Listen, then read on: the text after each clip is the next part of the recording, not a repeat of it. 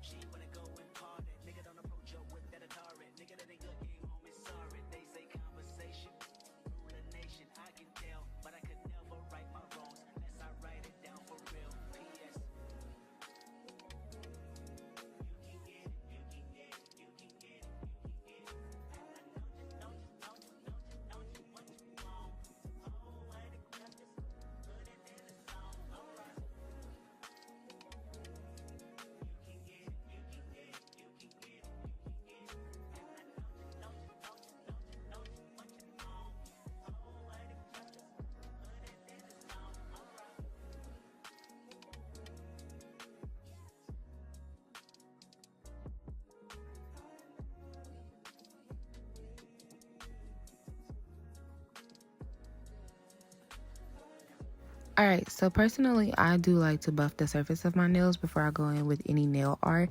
And we are doing chrome for some of these nails, so it's best to buff the nails before chrome if you're trying to do chrome isolation the way that I do it. So, I'm just going in with some acetone and wiping off the sticky layer of the nails. And I'm going to take my buffer. Pretty sure it's a 240 grit buffer. And I'm just buffing the surface just slightly. If you're worried that you might buff the polish off, you can go in with a layer of base coat and buff the surface of that. That way the base coat can act as a protective barrier. And if you're, like I said, if you're scared that the polish will rub off or your nail art. So I'm just going in buffing the surface of these before I go in and do my nail art. So yeah, that sounded so repetitive.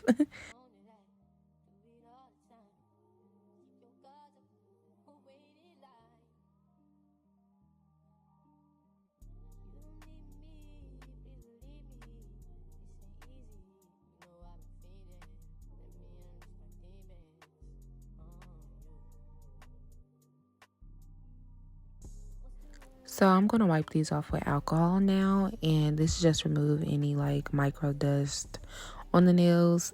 So I did do something a little different this time. Usually I'll just go in and record the steps how I do them in real time, but I decided for this video to separate the steps by finger. So I did all of the steps for one finger, and I'll try to separate them to where you guys can watch specific fingers instead of, well, specific designs instead of watching me work through it. So we're gonna start off from thumb to pinky. So first one's obviously is the thumb. I'm just gonna go in with my green. I did mix this color, but I think I actually have a green that's similar to this one. But I'm just going in and we're doing our French tip. And after I do my French tip, I am going to cure this for 30, no, not 30. You're going to cure these for 60 seconds. And then I'm going to go in and base coat and cure, and then top coat and cure. So the reason we're top coating this, we're not fully done, but we're going to top coat this because I'm going in with 3D lines. And I personally don't top coat my 3D lines. I feel like it kind of blends the lines into the top coat. It doesn't look as defined when you put top coat over it. But anyway, so I'm just going in, putting my top coat down, and I'm going to cure that for 60 seconds. And then we're going to go in with McCart rhinestone glue and top coat, and we're going to mix those together. We're going to mix it on a little palette off to the side. You can't see it, but I did mix it. And then we're going to go in with I use a 20mm liner brush for this. And the best way to do 3D lines like this, if you want that nice thick beginning and then it kind of feathers off at the end. You want to make sure that most of the gel is at the tip of the brush, and you're going to lay all of that gel on the nail, and then you're going to smooth it out, not smooth it out, but you're going to bring it down towards the bottom of the nail. So hopefully the way that I'm explaining it, you can watch and see me do it at the same time and hopefully understand. If you don't understand, just comment down below and I can try to make a more in-depth tutorial. I'm kind of suckish at explaining things, but as you can see, I just take that dollop and I put it at the base of the line, the beginning of the line, and I just drag out the gel. I don't know how else to explain it. And I am flash curing in between each line because I don't want it to go anywhere. Like, I don't want it to start to flatten out. I want it to be 3D. So yeah, in between each line, I'm just going in and flash curing it. I don't need to flash cure it that long. It is clear, so it cures a little bit faster than like polish. But I do end up putting it in the big lamp for 60 seconds to fully cure. And now we're going to move on to the index design. So this is just a bunch of swirly lines. It's kind of boring. I'm not really sure how to explain this design other than doing swirly lines. I did use my 20mm brush for this one as well, and I went in with white gel polish. I did try using other brushes for this design, like shorter brushes, and I found out for me personally, the 20mm was way easier than the shorter brushes. But that was just my personal preference. You might like a shorter brush, so I definitely would just test them out and see which brush you feel like can do what you needed to do. Because that's what I did pretty much. I tested out like I had an 8, a 12, and a 20mm brush. And I tested all of those 3 out. And I was like, okay, I started off with the 20 and I realized it was a little hard for me. But then I guess I'm the type of person, sometimes it'll be like hard the first go round. And then once I like get it, it's good. I'm good. So yeah, I went in because I've done this nail set, y'all. I did 2 30-piece sets. So I've done this design about 10 times now. Hey, listen, so I had to get it down pat. But anyway, I'm just going in and making these little swiggle lines. I did try to make some thinner than others and then some bigger. I did try to incorporate a thin and thick line, like one line, but certain parts of it was thicker than the other. I did also do, like, I don't know, the first one, you see how that like top line kind of strays and it's not connected all the way. It's connected, but there's a gap. I tried to go in there to make it like wispy is the word I would say. But yeah, I did also flash cure these ones for 20 seconds as well. Now, I would definitely recommend getting this flash cure lamp that I got. It's pretty strong and I didn't have any problems with the white gel polish wrinkling. If your flash cure lamp isn't strong, then you might experience wrinkling. But like I said, mine is pretty strong. I don't remember the wattage on this one, but I'll make sure to link it down below. It's in my storefront. Also, I do want to say, if there's products that I don't link in videos, they're 100% probably linked in my storefront. So you'll still be able to find it. My storefront is linked under all of my videos, but sometimes I will forget certain products to link down below. But yeah, so I'll just let you guys watch this and yeah.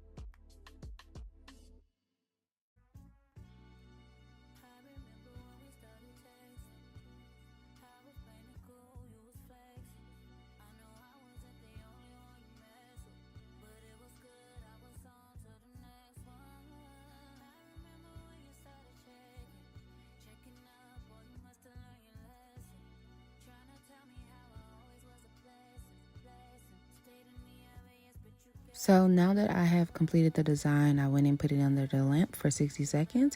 I did wipe it off with alcohol before I went into base coat and top coat.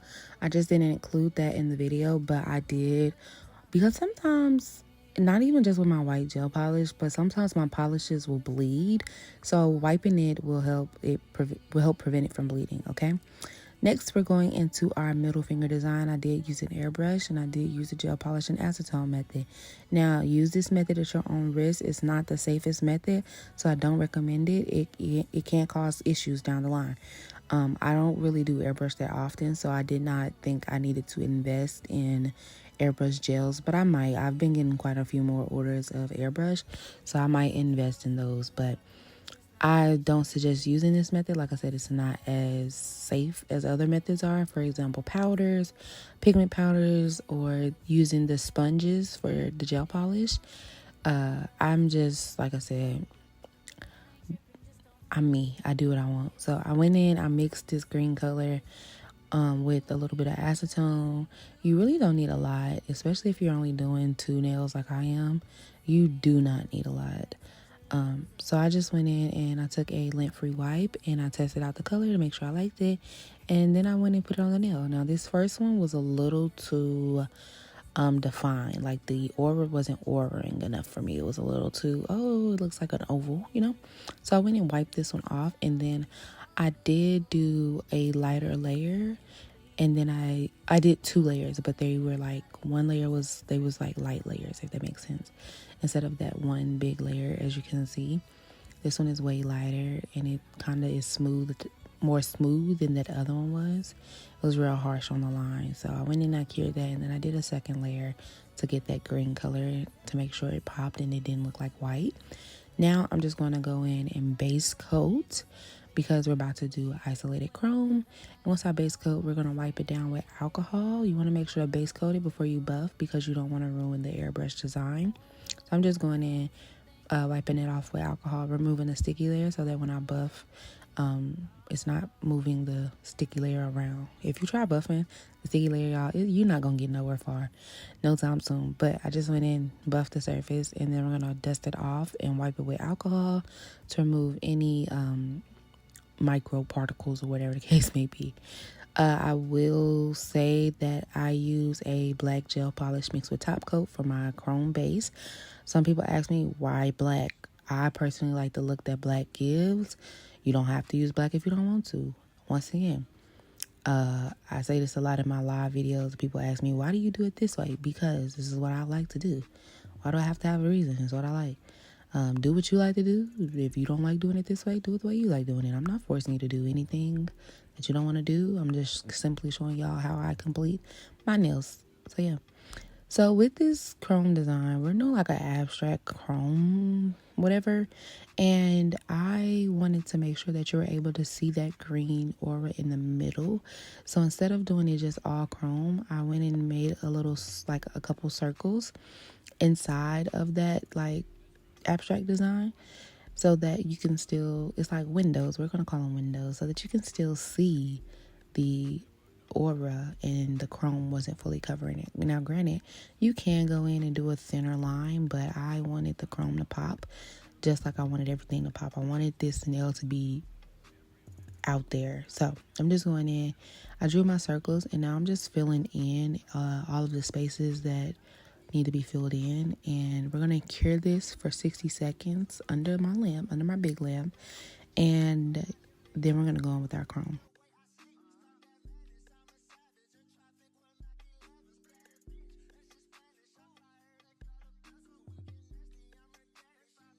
So this is a chrome powder I use. I don't know if it's a specific, I really just go on Amazon. I don't be looking for specific brands when it comes to certain stuff, y'all. I see whatever the cheapest is what I get. Whatever I feel like is what I'm looking for, that's what I'm going to get. I don't care for the expensive brands. I try to keep my stuff as affordable as possible for me and my clients. So I'm just going in with a sponge and I'm applying my chrome. If you're someone that's struggling with chrome and you're trying to get more of a metallic look, definitely try it the way that I'm doing it if you're noticing that your chrome is glittery. So I'm going over that design once I put my chrome down with base coat. And this is a base coat that I only use for chrome, because if you try to use a base coat for chrome and for other designs, sometimes the chrome powders will get picked up in the nail and will transfer to designs. So we're going to base coat and top coat that. I forgot to include the clip of me top coating it, but we're going to top coat it. Next is the ring finger, and this design was super duper simple. I went in with a layer of blooming gel, and then I went in and did this little croc design, but it was curved. I will say that if you do this, try to mix the colors, like put the colors down on a plate and like pick them up, both of them, because I feel like it would look so much better. I did that with a different design, but I just already had mixed this pink because I did this design already for like 3 other sets. So after I do that, we're curing for everything gets cured for 60 seconds. So I'm just going to cure that and put it in the lamp for 60 seconds, base coat, top coat, and then we're pretty much done with this nail. This one was a really simple one. Oh, here's me top coating this nail. I would go back and edit it, y'all, but that means I'm gonna have to fix my voiceover and redo my voiceover. And it's 2:22 in the morning. No. Anyway, so we're gonna base coat, top coat those 2 designs, and then we're gonna move on to the pinky finger. Now, like I said, I use black gel polish mixed with top coat for my chrome base. For the pinky nail, I'm just gonna go in and make this swirl design. And I'm only going to cure that for like 10 seconds because I want it to be sticky, okay? Because we're going to go in with sculpting gel. Now, what I use is not actually sculpting gel. It's solid gel glue. But that doesn't matter. When you're handling this stuff, make sure you're using gloves. I'm hard-headed and I don't use gloves. Don't be like me, okay? Be better than me. So I'm just taking a little glob and I'm going to roll it out on the back of my hand. Once again, use gloves or roll it out on like a box of tips or something. I'm hard-headed and don't listen. So I rolled it out and I laid on that line that we just drew. And the reason that I said only cure for 10 to 20 seconds is because you want that gel to be able to stick to that glue. I've noticed that on matte surfaces it does not tend to stick good. So I did go in and have to clean up that because I only cured it for like 10 seconds. You want to cure for like 20 to make sure that it's cured, but not cured to where it's smooth, but cured enough to where it won't transfer polish everywhere, because then it'll mess up your chrome design. So we're going to cure that for 60 seconds because that needs to get cured as well. And I'm going to go over that after I cure it with that mixture of black gel polish and top coat. And we're going to flash cure this for 20 seconds. And then I'm going to go in with that same mixture and fill in the tip of the design and cure it all for 60 seconds under my big lamp. And then we're going to go and take that chrome after it's cured and put it down on the design. I will say that I've had this little bitty chrome thing for a very long time. I've had this for a while now. I can't remember when I got it, but it will last you a while, even though you think it's a little bit. When it comes to chrome, you actually don't need a lot. I did get a silver one that's like a pot, but it's a small pot. It's a real small pot, but it comes with a lot of powder in it, and I'm going to try to get it in gold so that I don't have to worry about buying chrome again. I did have some little hangover with that 3D line, so I just went in with my cuticle clippers and I clipped it off. Then we're going to go in with that chrome base coat and go over it, cure for 30 seconds, and then go over the entire nail with the base coat and top coat and cure that for 60 seconds as well.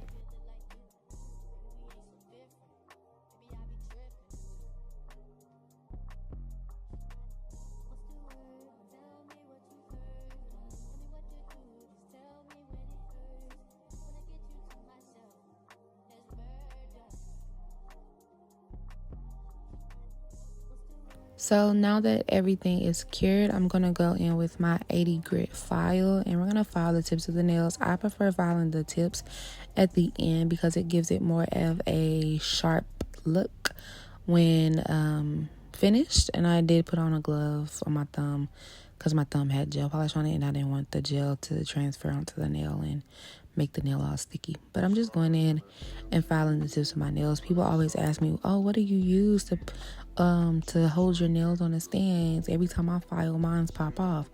And I tell them I use double-sided mounting tape. And a lot of people come in my live on TikTok asking this question, and they always say that they use the putty. I will say that when I first started doing nails, I was using the putty, but once I realized that I could use the double-sided sticky tape, I was like, let me try this out one day. I had the bigger one, so I realized that that wouldn't work, but I ended up accidentally getting a thinner version. Like, I had maybe like an inch thick of tape that I was using at first, and I ended up buying a thinner version, but it was a 3-pack. And I realized that that was thin enough to fit on my nail stands so that I could use that. So I started using that because I needed something stronger. I had the same issues where my nails were popping off when I go to file. But this double-sided sticky tape, y'all, once the nail is on there, it's on there until you pop it off, okay? As you can see, I'm going in filing, and I turn the nail around, and I don't hold the nail, and it's still stuck on the stand. So yeah, definitely try it out. I do have some linked in my storefront that I feel like is the perfect width for these nails. Some people also like to use sticky tabs, like the nail tabs that they put on the nails with. Some people use that to adhere their nails to the stand. So maybe try that if you don't want to try the tape. But I had already been buying the tape, so it wasn't nothing extra. But here's the nails. I'll file down. They look so good, and this is a long square, so I do have these available on my website, but they're only in medium and short square. But anyway, I'm just going in now, and I do this for all of my sets. These are a display set for myself to take pictures in, so typically I don't do this, but because I'm recording a video, I was like, let me make sure just to include every step that I do. So yeah, I just went in, etched the backs of the nails. The reason I go in and etch the back of the nails is because it helps the glue actually adhere better to the nail. So the same way that you go and buff your natural nail, that's the same reason I go and etch the backs of the nails. It creates a texture on the nails because my motto is if it's slick, it won't stick.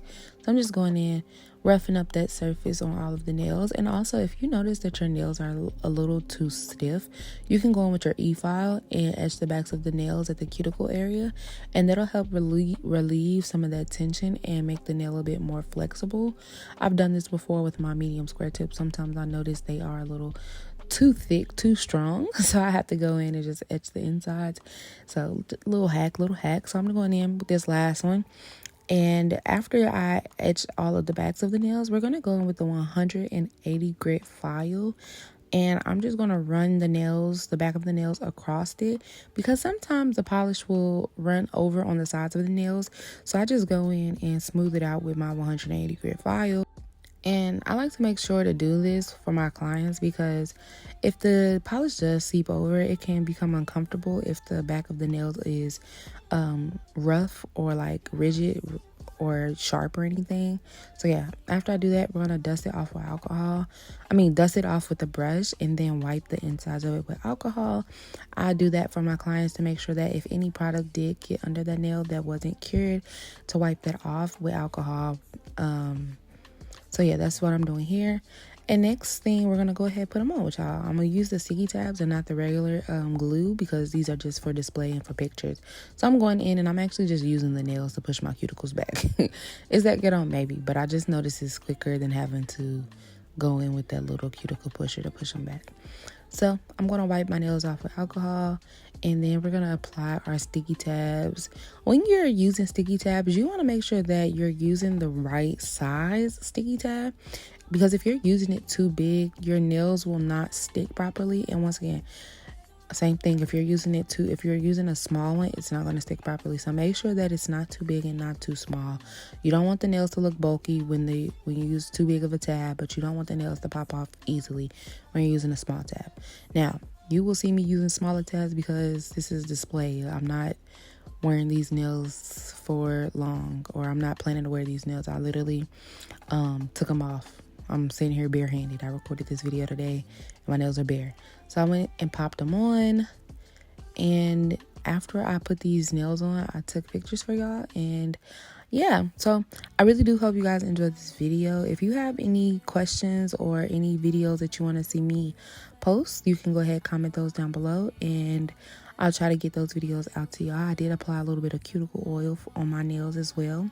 All of my sets do come with an application kit with the nail glue, and they also come with a cuticle oil and a bunch of other stuff that you get. My nails are also reusable, so my clients get storage containers to put the nails in if they do want to reuse them.